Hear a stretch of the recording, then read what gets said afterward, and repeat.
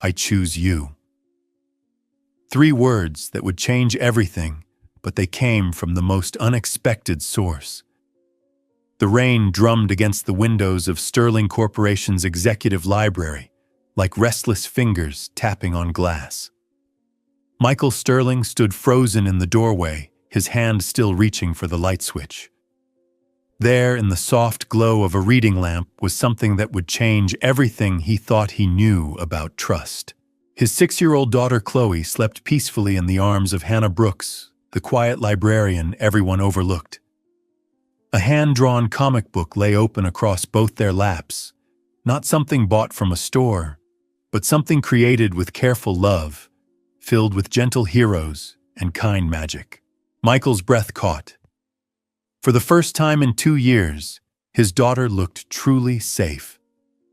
Without making a sound, he slipped off his suit jacket and gently draped it over Hannah's shoulders, covering both her and Chloe, like a protective wing.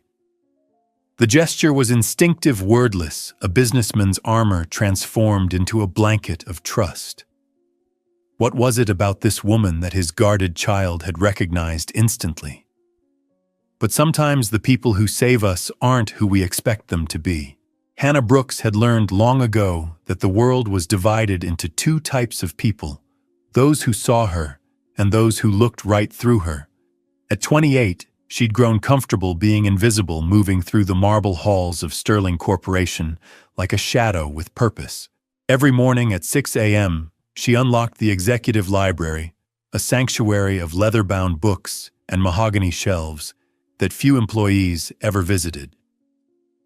Her official title was Library Coordinator and Facilities Assistant, which was corporate speak for we need someone to dust the books and empty the trash cans where important people work.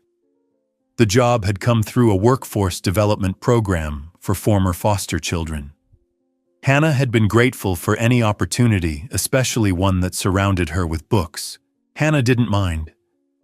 Books had been her first and most faithful friends, especially during those long years in foster care, when families would keep her for a few months before deciding she wasn't quite what they were looking for.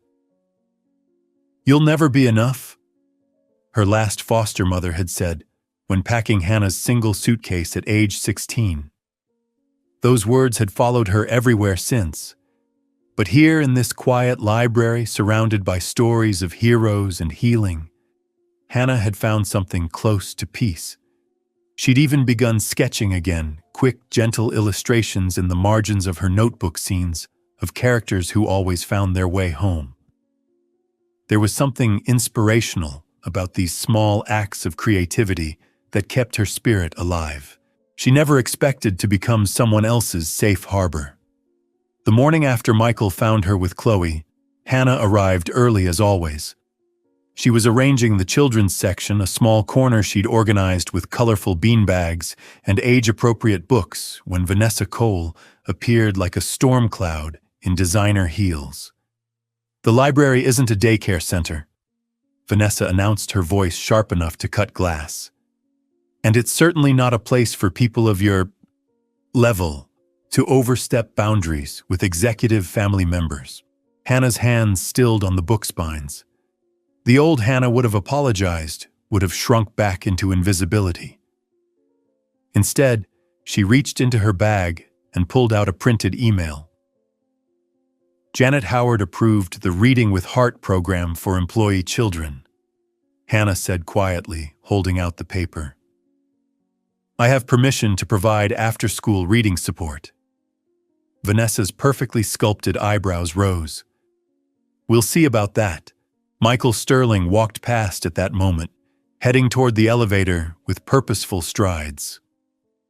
But his sharp businessman's eyes noticed everything: the way Hannah stood her ground, without aggression, the protective way she'd positioned herself near the children's books, and most importantly, the printed approval that proved she wasn't stepping outside any rules. Did Vanessa really think she could intimidate someone who had survived what Hannah had survived? But what Michael was about to discover would force him to make an impossible choice. Michael called Hannah to his office the next morning. The 39th floor felt like another world, glass and steel, and the kind of silence that cost money. Hannah had only been here once before during her initial job interview 18 months ago. "Sit down, please," Michael said, gesturing to the chair across from his desk. His voice carried the careful neutrality of a man who'd learned to trust evidence over emotion. Hannah sat her back straight, hands folded. She'd spent the night wondering if she was about to lose the first job that had ever felt like home. "Tell me about yesterday evening," Michael began. "When I found Chloe with you." Hannah chose her words carefully. She was upset after her tutoring session. Her math tutor had to leave early, and Chloe was struggling with fractions. She asked if she could look at books while waiting for you. I was working late on inventory, so I stayed with her. The comic book in her lap, where did that come from? Hannah's cheeks warmed. I sometimes sketch stories. She saw my notebook and asked about the drawings. I told her it was about a little girl who could talk to books, and they would tell her their secrets. Michael was quiet for a long moment. When he spoke again, his voice was softer.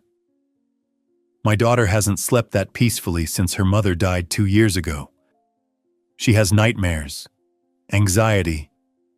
Before I make any decisions, I need to understand something. Why should I trust you with the most important person in my world?" The question hung between them like a bridge Hannah could either cross or burn. "You shouldn't," she said finally. "Not because of who you think I am, but because trust isn't something you give based on a single moment. It's something you build with consistency, with small actions over time, with proof." Michael leaned back in his chair, surprised. "But," Hannah continued, "I can tell you this. I grew up in the foster system. I know what it feels like to be a child who needs safety and doesn't know where to find it. I would never ever do anything to harm that trust from a child." Michael opened a file on his desk, Hannah's personnel record. "Janet Howard speaks highly of your work. Your colleagues mention your attention to detail, your reliability. There's a note here about a suggestion you made for preserving some of our rare book collection. It saved us thousands of dollars." Hannah blinked, surprised. She hadn't known anyone noticed her small contributions. "Daddy?" Chloe's voice came from the doorway. Michael's assistant had brought her up for their lunch date. "Hey, sweetheart," Michael said, his entire demeanor transforming as she ran to him. But Chloe's eyes found Hannah immediately. "Miss Hannah, are you in trouble because of me?" "No, Chloe," Hannah said gently. "Your father just wanted to make sure you were safe yesterday." Chloe looked between them with the serious expression of a child who understood more than adults gave her credit for. "Daddy, I only feel safe with her. Can she teach you how?" The innocence of the question hit Michael like a physical blow. He looked at Hannah, really looked at her, and saw something he'd forgotten existed in the world. Someone who offered kindness without expecting anything in return.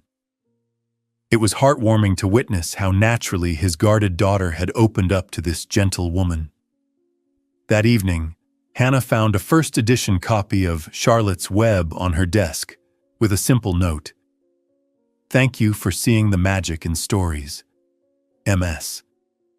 Beside it was a small card with contact information for a child psychologist who specialized in art therapy, and a brief message. Chloe mentioned that drawing helps her feel brave.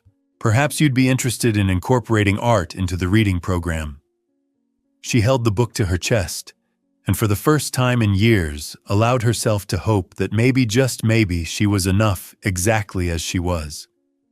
But in the corporate world, kindness often has enemies who dress in designer suits. And Hannah was about to discover just how far some people will go to destroy an innocent person. 3 weeks later, Hannah arrived at work to find Vanessa waiting by her desk, like a predator who'd finally cornered her prey. The accusation came on a busy morning when several departments were using the library for meetings, ensuring maximum visibility and humiliation. "There's been an incident," Vanessa announced loud enough for nearby employees to hear. "Chloe Sterling's gold bracelet, a family heirloom worth $12,000, has gone missing. She was last seen wearing it during yesterday's reading session with you." Hannah felt the blood drain from her face. Around them, colleagues had stopped working, drawn by the drama unfolding in whispers and pointed stares. She could see the doubt creeping into their expressions, the way they suddenly remembered every stereotype about foster kids and theft. "I don't understand," Hannah said, her voice steady despite her racing heart. "Chloe wasn't wearing any jewelry yesterday. She never wears jewelry during art time because she doesn't want to get paint on it." "Are you calling Mr. Sterling's daughter a liar?" Vanessa's voice dripped with false concern. "Or perhaps you simply didn't notice while you were preoccupied with your little stories." The accusation hung in the air like poison. Hannah felt the familiar shame trying to crawl up her throat, the same feeling she'd had at age 8, when a foster family accused her of stealing cookies at 12, when jewelry went missing from her placement home at 16, when money disappeared from a household where she'd never been fully trusted. But something had changed in these past weeks. She'd watched Chloe face her fears with courage. She'd seen Michael choose evidence over assumption. She'd remembered what it felt like to stand up for truth. "I want to speak to Janet Howard," Hannah said clearly, her librarian training kicking in. "And I want to request a review of the security footage from yesterday's session, including all entry and exit logs for the library during the past 48 hours. Vanessa's smile flickered just slightly. "Security footage won't show what happened in private moments." "Then you'll have no problem with me filing a formal request for a complete investigation," Hannah replied, "including timestamps, keycard access logs, and witness statements from everyone who was in the library yesterday." What Vanessa didn't know was that Hannah had learned to document everything after years of being blamed for things she didn't do. She had detailed logs of every reading session, photographs of the art projects, and even notes about what each child wore and brought to the sessions. That afternoon, Hannah sat in Janet's office, trying not to shake as she outlined her request. Janet Howard, a woman in her 50s with steel gray hair and kind eyes that missed nothing, had been watching the dynamics in her department for months. She'd noticed Vanessa's increasing hostility toward Hannah, the way certain employees seemed to target those from non-traditional backgrounds. "Hannah, I need to ask you directly. Did you take anything from Chloe Sterling?" "No," Hannah said without hesitation. "I would never steal from anyone, especially not from a child who trusts me." Janet nodded slowly, studying Hannah's personnel file spread across her desk. "I've been watching this situation develop, and I have some concerns about the timing of this accusation. The security team informed me this morning that there was unusual keycard activity in the library after hours. The night before the accusation, someone with senior-level access entered the library at 9:47 p.m., well after normal business hours." Hannah's eyes widened. As an executive assistant, Vanessa had senior-level access privileges to support after-hours meetings and events. "I'm going to authorize a full investigation," Janet continued, "including all the documentation you've requested. I'm also going to recommend that Mr. Sterling be informed immediately about these allegations and the investigation process. Given that his daughter is involved, he has the right to know." That night, alone in her tiny apartment, Hannah finally allowed herself to cry. The tears weren't just for the current crisis, they were for every time she'd been dismissed, overlooked, or accused of not being enough.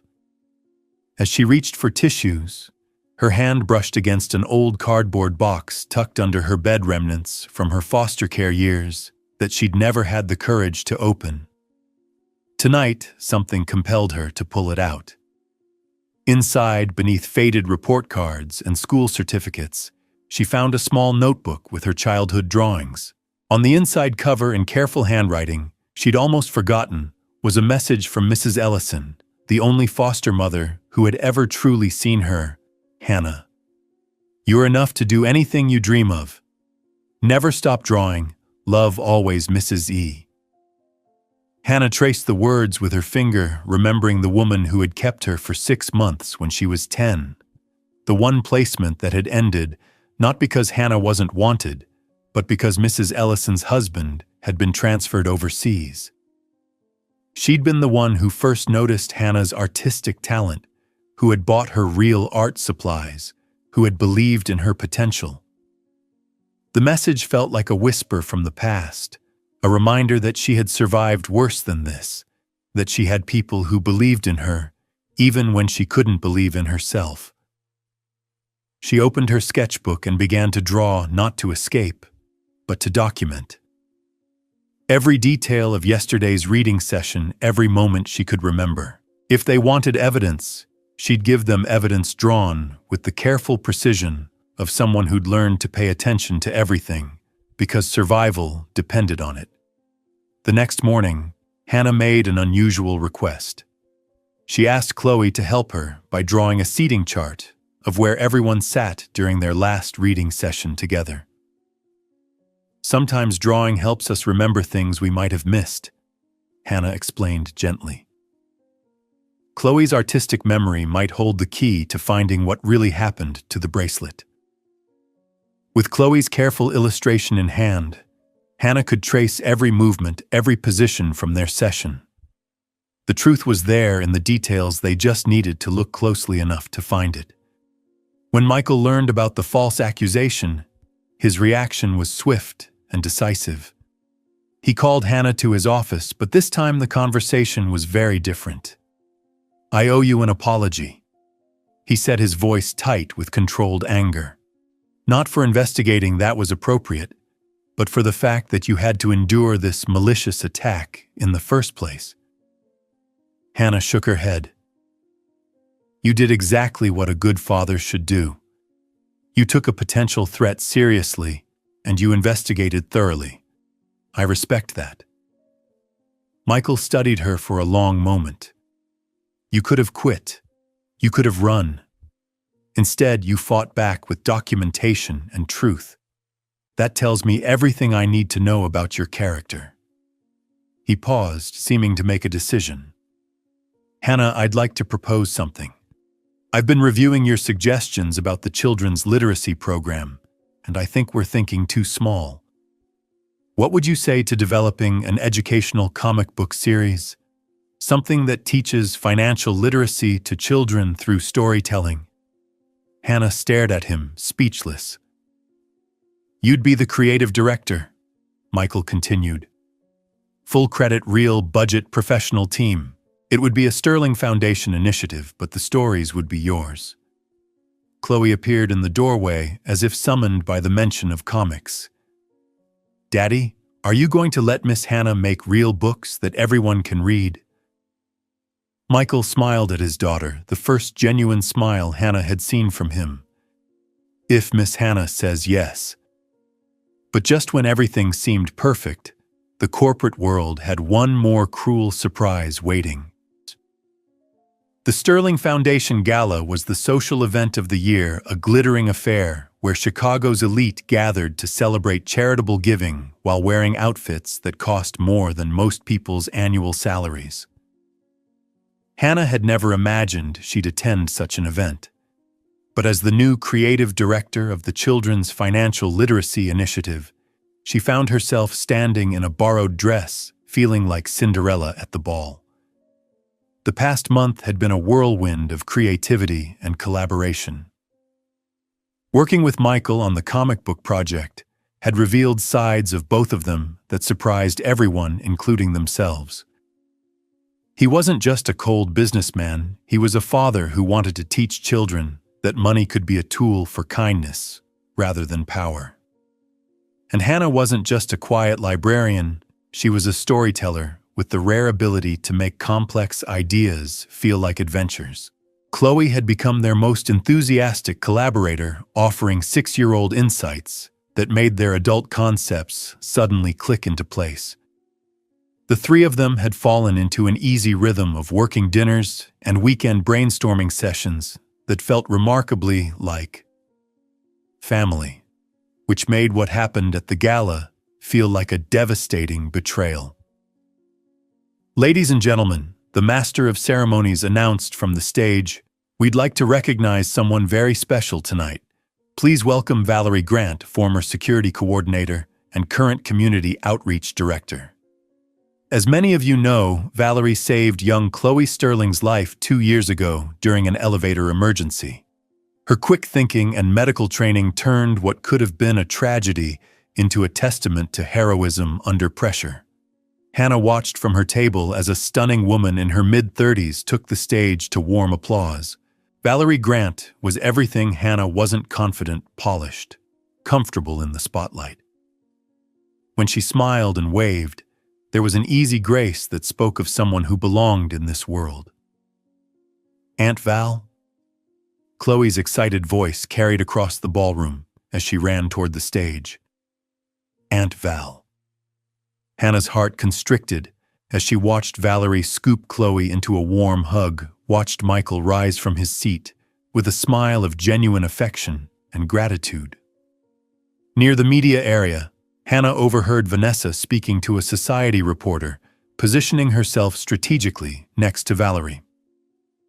"Valerie is basically family to Michael," Vanessa said with practiced casualness, then glanced directly at Hannah with a smile that dripped malice.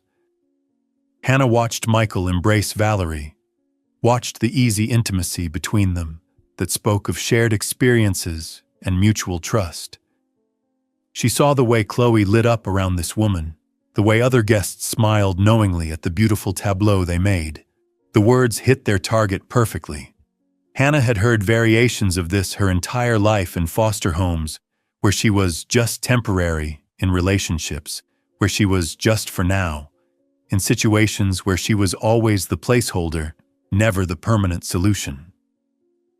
She excused herself and found refuge in the ladies' room, where she stared at her reflection and saw what she'd always seen: someone trying to fit into spaces where she didn't belong. The borrowed dress, the careful makeup, the hope she'd been nurturing suddenly, it all felt like an elaborate costume designed to hide the truth.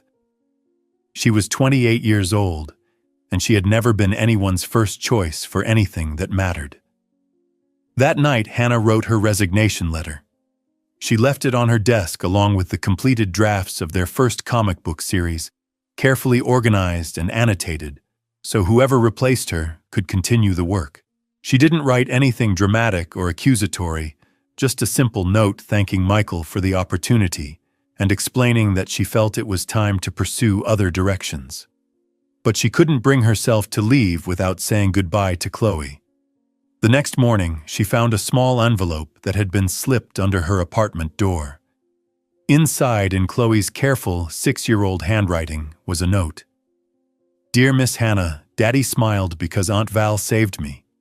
But I want you to stay at our house with me." Attached was a drawing stick figures holding hands under a rainbow. One was labeled Daddy, one was Chloe, and one was Hannah. Hannah sank onto her couch, clutching the drawing, and realized that sometimes the most devastating betrayals are the ones we inflict on ourselves, by assuming we know what others are thinking. What she didn't know was that Michael had spent the night after the gala realizing exactly the same thing. But would he reach her before she disappeared from his life forever? Michael found Hannah's resignation letter at 6 a.m., along with the meticulously organized project files and a small stack of original illustrations that took his breath away. Her sketches weren't just good, they were extraordinary. She'd captured something in her drawings that no hired artist could replicate: the genuine heart of what they were trying to create together.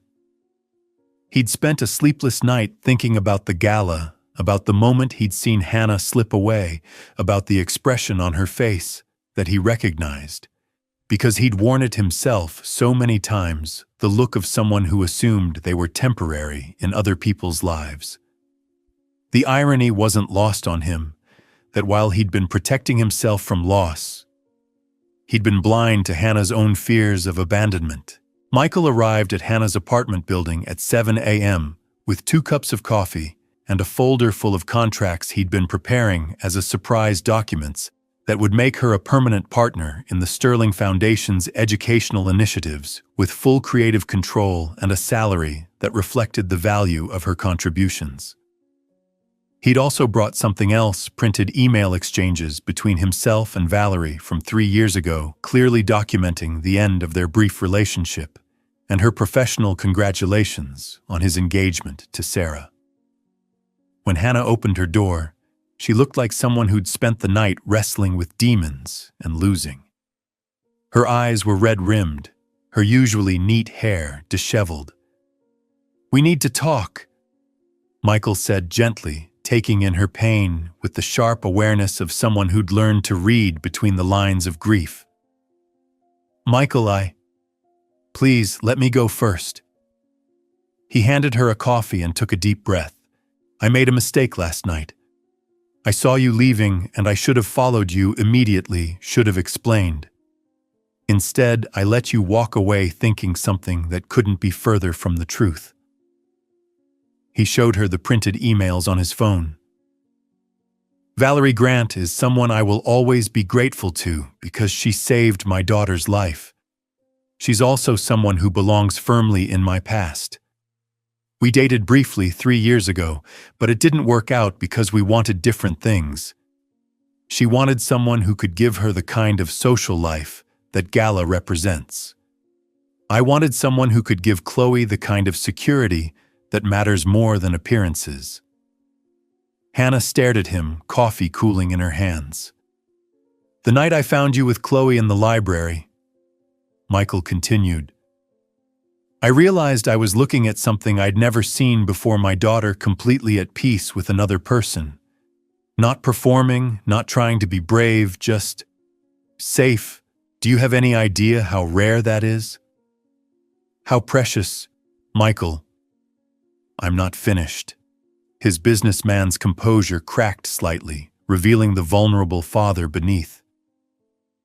"Yesterday, when I couldn't find you at the gala, when I realized you'd left without saying goodbye, I felt something I hadn't felt since Sarah died. That hollow panic of losing someone who matters. I wasn't just worried about losing Chloe's favorite person. I was terrified of losing mine." The words hung between them like a bridge that could either connect them or collapse under the weight of too much hope. "I know what it's like to feel temporary," Michael said quietly. "When Sarah died, I felt like everything solid in my world had turned to sand. I built walls to protect Chloe and myself from more loss. But somehow you walked right through those walls without even trying to break them down. You just belonged." Hannah set down her coffee with shaking hands. "I've never belonged anywhere. Every family I lived with, every job I've had, I was always waiting for the moment they'd realize I wasn't worth keeping. You belong with us," Michael said, with the kind of certainty that built business empires and protected children and changed lives.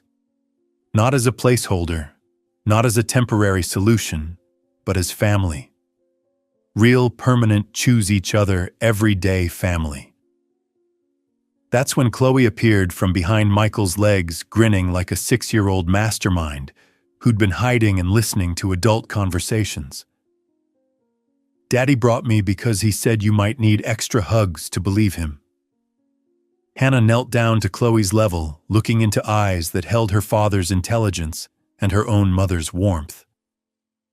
"What do you think, Chloe? Do you really want me to stay?" Chloe threw her arms around Hannah's neck in the fiercest hug a 6-year-old could manage.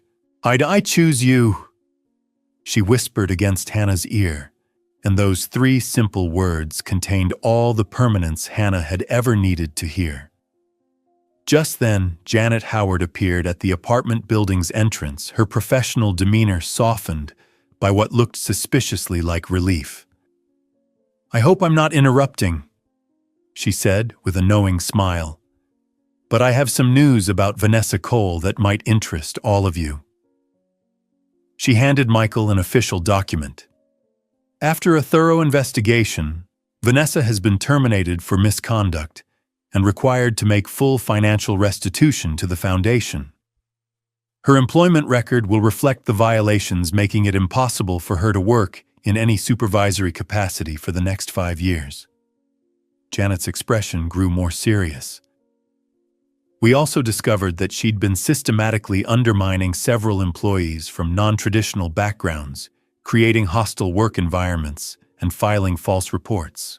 Hannah wasn't her first target, but thanks to your thorough documentation, Hannah, she'll be her last." Michael laughed, a sound of pure joy that Hannah had never heard from him before. "There's your answer, and there's mine. Some families are born, some are chosen, and some are discovered in the quiet moments when love sneaks up on everyone involved. But their greatest triumph was still ahead, and it would touch thousands of lives." 1 year later, the Sterling Foundation's Stories of Hope initiative had published its 3rd comic book in the Children's Financial Literacy series. Hannah's gentle illustrations and storytelling had earned national recognition, with schools across the country requesting copies.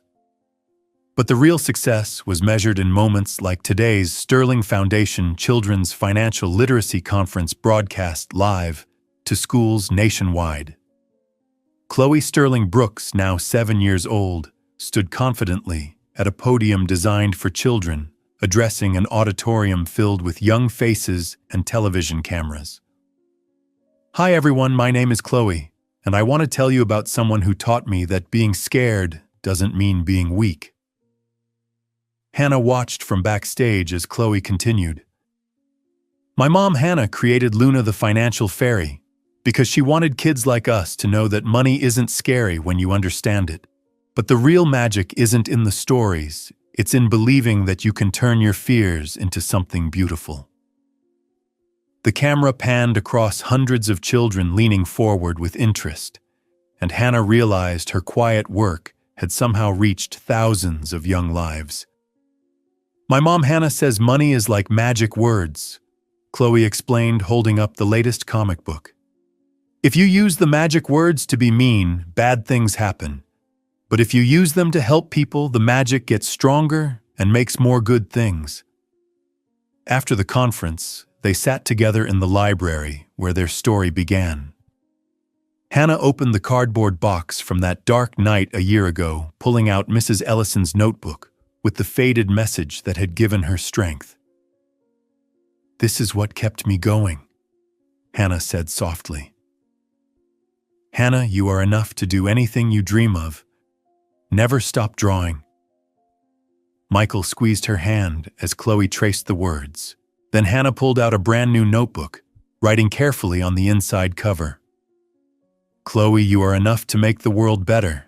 Keep drawing." She handed it to her daughter, who hugged it like treasure. The adoption papers had been finalized 6 months ago. The wedding had been a small, joyful affair in this same library, surrounded by books and the kind of happiness that grows slowly and roots deeply.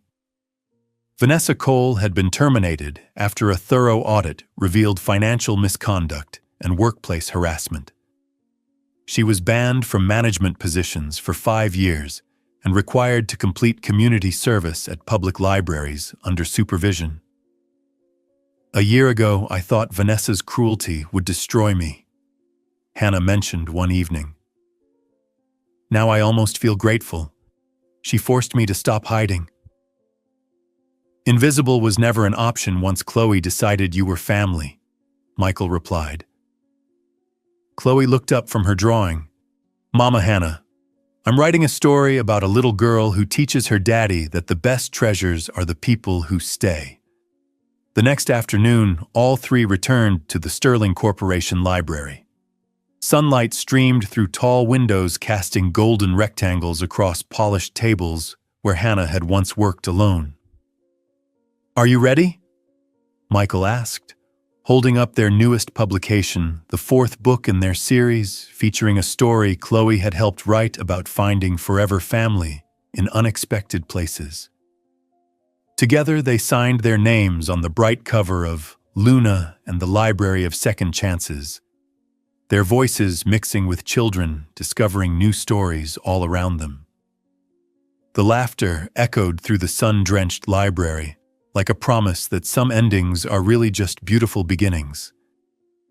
Hannah understood the truth Mrs. Ellison had tried to teach her: no one is just a small person. Every dream matters.